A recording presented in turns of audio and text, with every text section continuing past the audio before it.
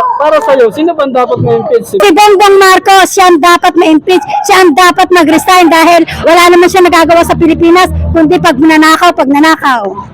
Sabihin mo doon sa mga iba, labanan nila na lang nila sa eleksyon, si Sara. Huwag na nila siraan. Talunin na lang nila sa election, sir. Oo. Right to vote naman yun eh.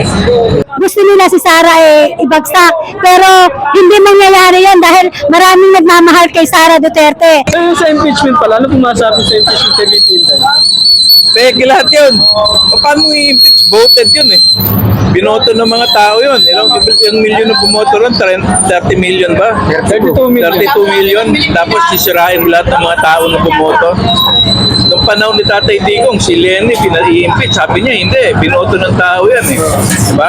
Ano ko lang po, ano pong masabi niyo kay Vice President Inday Sara Duterte? As Inday Sara Duterte talaga mahal na mahal namin yan kasi pati kami taga Davao at saka honest yung mga pamilya na yan. At taga Davao po kayo. Mindanao. Abusan. Ano masabi niyo sa Salvation Duterte? Ay, tama yung ginawa ni President Duterte. Tama lang yun. Oo. Sa Warong Drive. Ay, tama lang yun. Oo. Kaya naman namatay mga yun, lumaban kasi. Oo. Tama lang yun. Ano po yung masabi niyo? Pinadala po siya sa daig. Si Ay, hindi ko gusto yun. Hindi ko gusto yun. Mali yun. Mali yun. Dapat ano muna dito. Inayos muna dito bago diniretso doon. Unfair. Very unfair. Ano pong masabi niyo kay Vice President Inday Sara Duterte? Ay, ang masasabi ko talagang napakabait niya. Isaya din ako eh. Cagayan de Oro ako eh. Talagang solid kami lahat ng pamilya ko, Duterte. Kahit si Presidente noon. Ma'am, ano pong masabi niyo kay Vice President Inday Sara Duterte? Si Vice President, wala akong mas napakabait. Solid ako dyan. Idol ko yan eh. Siyempre. So ma'am, kasi ngayon po pinapa-impeach po si Vice President Inday Sara Duterte na sinasabi nilang may marami daw nakaw o magnanakaw daw si VP Inday. Hindi po, wala pong katotohanan yan. Hindi po ako naniniwala dyan. Kami, mga Duterte, mga Inday Sara, hindi po kami naniniwala dyan. Kahit ano po sabihin nila, solid po kami, hindi po kami naniniwala, sir. Ano po masabi niyo sa mga kongresista at iba pang mga naniniwala? Ibalik nila yung pera, yun ang gusto namin. Pinagtatakpan nila ang flood control na yan, mga pera na yan nasa kanila lang di ba ate? Halika dito ate, ano masasabi mo? Eto, yan, sige. Wala akong masasabi dahil alam ko si Sara ay talagang maaasahan, may malasakit sa mga Pilipino. Pero ngayon, talagang ginigipit siya dahil ayaw nila na si Sara gusto nila si Sara ibagsak. Pero hindi mangyayari yan dahil maraming nagmamahal kay Sara Duterte. Dahil alam namin ang mga Duterte ay matitino at may malasakit sa mga Pilipino. Hindi katulad ngayon, ang bangag na gobyerno, puro pagnanakaw ang ginagawa sa gobyerno, ninanakawan ng mga tao. Hindi na sila naawa sa mga mahihirap.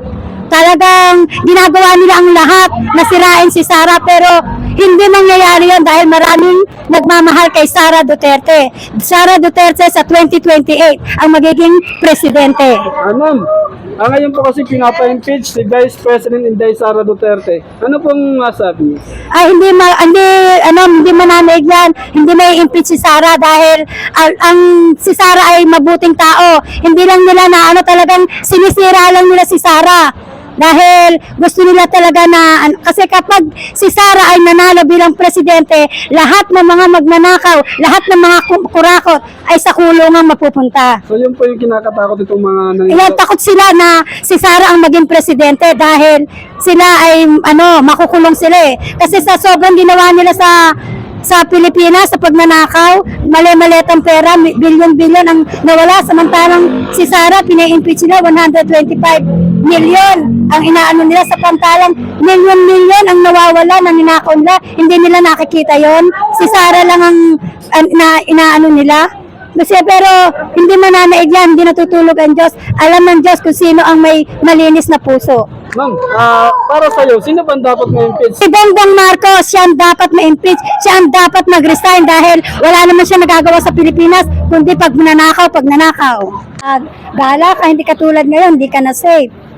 Diba? Kahit naman sino, alam naman yan kahit sabihin mong ako lang magsasabi, hindi, maraming magsasabi na gano'n.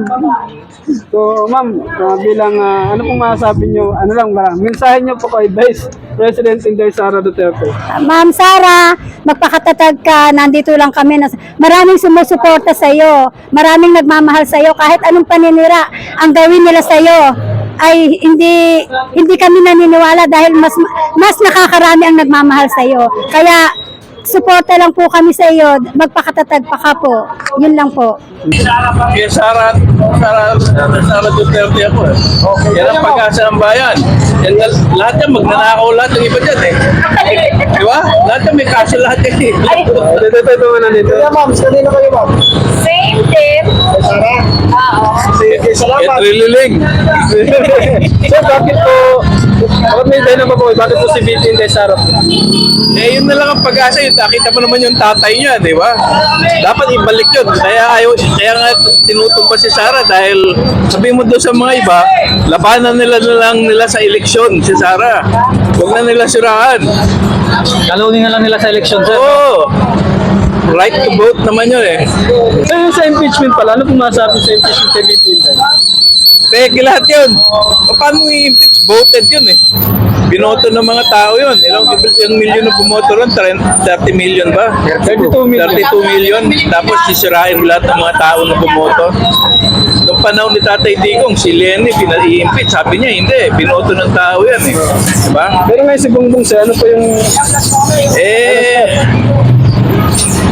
Pinipilit yung talaga ginagampanan niya sa kaya niyang gampanan. Yung mga advisor niya palpak lahat eh. Pinoprotektahan nila yung pera nilang makukuha. Siya nga ang pinagbabantaan eh. So, yun. Last na lang po. Ma'am, naniniwala po ba kayo na safe ngayon yung Pilipinas? Ay, hindi ako naniniwala kasi sabi, wala na raw krimen ngayon. Kabi-kabi lang ang mga krimen ngayon. Batayan, minsan nire-rape. Yung kamakailan lang, yung 16 years old na nire-rape, sino ang gagawa ng mga adik? Di ba? Igagawin ba ng matinong tao yon? Ngayon, kapag si Sara Duterte ang magiging presidente natin, yung mga adik na yan, mawawala na yan. Yun lang masasabi ko. Nung panahon po ng war on drugs, pabor po ba kayo sa ginawa ni Tatay? Yes, pabor na pabor kasi marami namang nagbago. Maraming mga adik noon na nagbago talaga nung inano na ni Tatay Digong ang war on drugs. Tapos maraming mga sumuko at marami ring nagbagong buhay. Kaya nga lang, etong mga makakaliwa, ginagawa ng issue yung war on drugs ni Tatay Digong. So, kung ikukumpara po natin sa dalawang administrasyon, Duterte at Marcos ngayon, Siyempre, Duterte! Ano po ang mas safe mo? Duterte, siyempre.